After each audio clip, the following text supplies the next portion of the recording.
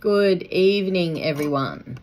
So, this is not going to be a reel. This is going to be a proper video because I've got some things to say.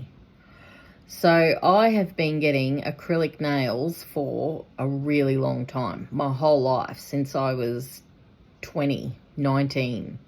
I'm a nail biter, always have been, and it's not a good thing. And it's not a good look.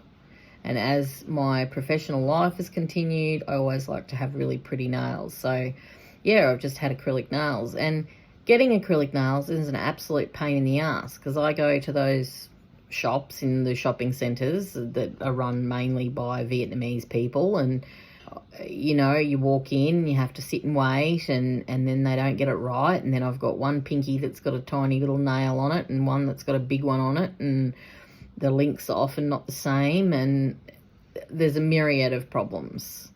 But anyway, I finally found someone in town that I was quite happy with, and I've been going there for a good while now. Anyway, I went in there one day and there was this man in there, and it's quite rare. It does happen that there's male nail techs, but they're pretty rare. Most of them are female.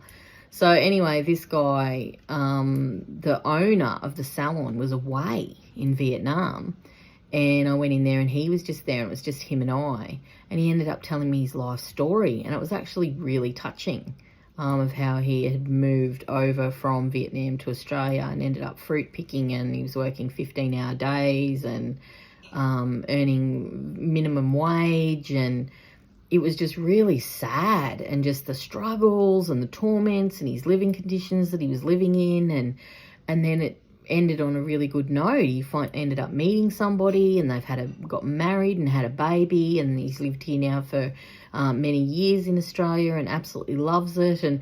But it was a really touching story and quite personal for him to share. So I felt a real connection with him when I left that day, and I found out his name.